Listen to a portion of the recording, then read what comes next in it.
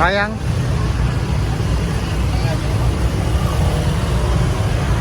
Berapa layangnya, Bu? Layang kah ini Kak Ros? Bandeng. Berapa bandeng? Bandeng 30. 30.000. Ya. Bisa. Sekarang layang kah bandeng? Bandeng. Bandeng, Bu. Tak kurang Kak? 1 kilo aja.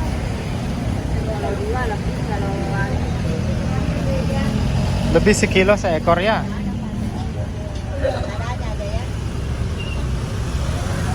Ini bagus untuk dibakar deh Ros. Lebihnya enggak apa-apa deh. Ini aja, Bu.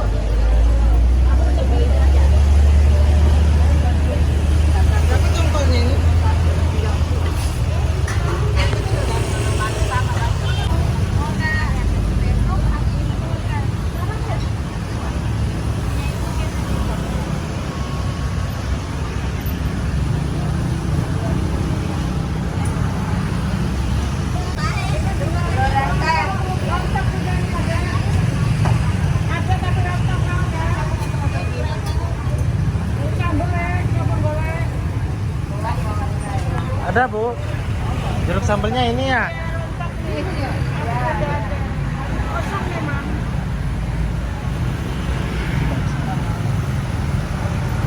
Ada jeruk sambal situ. Ada jeruk sambal di situ. Cabai 1 on.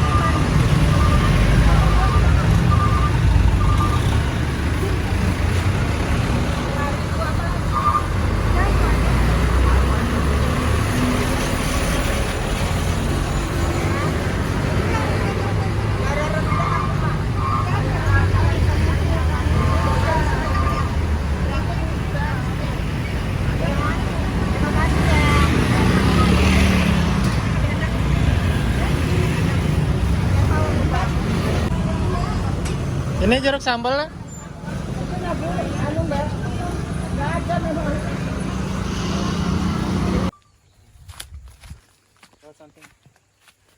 Ada bampai. Oh iya.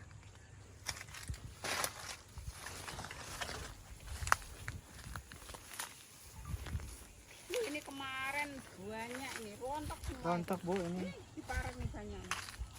Busuk-busuk. Ya. Kering kan? Nggih. Manggis ini Bu. Ya. Pohon manggis ya. Jambu. Ini jambu telampau. Oh, Jambu yang itu yang merah. jambu air. Kapes-kapes itu loh. Iya, iya. Jambu. Karena cuaca ekstrim ya. Panasnya luar biasa, jarang hujan, kadar airnya kurang. Jadi beginilah tanaman di sini. Kurang lebih sama dengan di Kutai Barat sana. Cuman syukur alhamdulillah di tempat kami itu masih ada sungai yang besar untuk diharapkan menarik air menggunakan alkon, ya kan, untuk perairan sayuran tanaman di kebun. Di sini sama sekali tidak ada. Tanah Merah sama Samarinda. Gitu. Tidak ada. Kering. Buncisnya juga ini Sama. sayang sekali. Ya sama. Ini coba kita lihat nih. Ini harusnya sudah bagus keluarnya kan. Kadar airnya kurang. Nah, karena kadar air kurang maka buncis yang harusnya tadi gemuk ini tidak jadi, ya kan? Terus. Ini deros. Nah itulah tadi yang saya katakan bahwasanya kalau untuk tanam menanam sama halnya dengan tumbuhan, makhluk hidup itu membutuhkan membutuhkan air. Kadar air yang cukup atau kadar air yang banyak itu sangat membantu untuk menyuburkan tanaman. Demikian juga dengan hewan dan kita. Seperti halnya kalau kita kekurangan air, kita juga dehidrasi, ya kan? Kehausan. Nah, begitu juga dengan tumbuhan. Mereka-mereka ini juga butuh kadar air yang cukup untuk subur untuk buahnya bisa jadi ya. Kak Rahman, kan ada kadang tuh orang tuh pada apa tuh ya Kak Rahman itu ndak terima kalau misalnya harga sayuran itu mahal. Kan ini aja yang itu bawang aja kalau ndak salah ada 60 ribuan sekarang. Benar Dek Ros.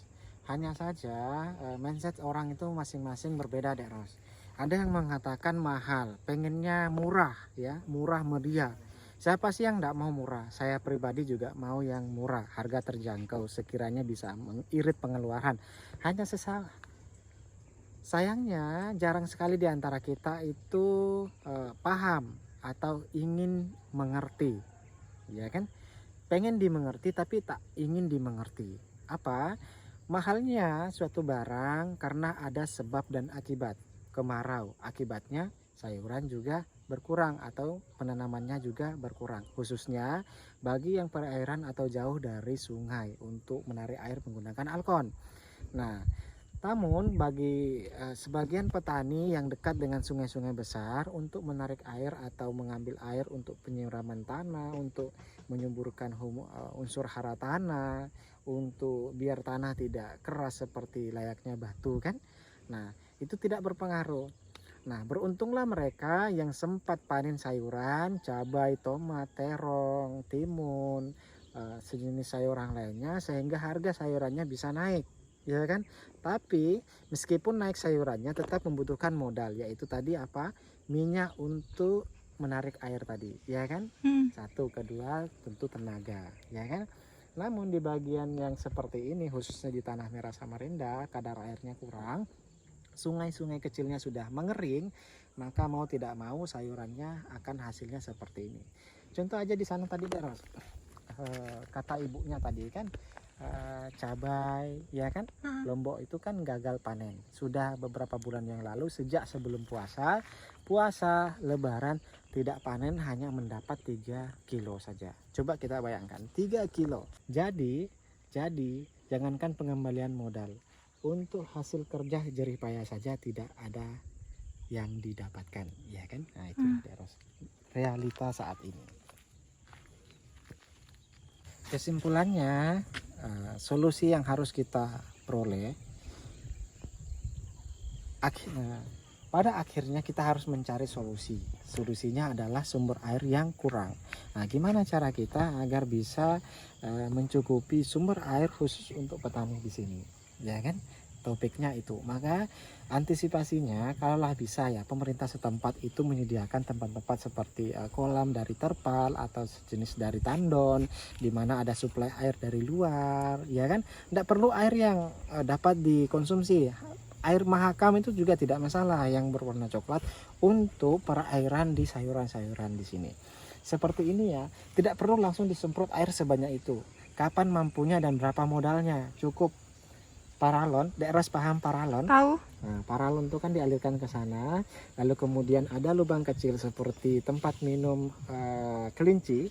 Nah, setiap disentuhkan dia netes. Yang dibutuhkan adalah tetesannya. Misalkan seperti ini ya. Ini kan kering nih. Ya, keraman. Paralon dibutuhkan ke sana ini berapa memang. Itu yang harus dimodali jika kelompok tani ada, ya kan? Ya. Untuk mengantisipasi kala musim kemarau saat ini. Jadi tetesan air itu akan menyuburkan unsur hara tanah yang ada di bawah. Tinggal penambahan pupuk saja. Untuk penampungan air bisa menggunakan terpal yang saya katakan tadi, atau paralon tadi, atau tandon tadi. Nah, perlunya kerjasama antara dua pihak, kelompok tani, para petani, dan juga pemerintah setempat. Jika ingin bekerja sama untuk maju dan sukses bersama, harusnya seperti itu, Dek Ros. Hanya saja minimnya kesadaran di antara kita, hanya ingin mandiri dan akhirnya tidak mampu untuk bergerak sana sini ketika sayuran sudah gagal panen, ya kan? Semua modal sudah terhabis, semua modal yang sudah disalurkan untuk proses pertanian ini habis, maka tidak ada lagi modal untuk mengolah ide yang saya katakan tadi. Itu sudah ada. Kering sekali, Kak Rahman. Semua sama, kering. Seperti tandus. Lain seperti tandus, sudah tandus, Ros.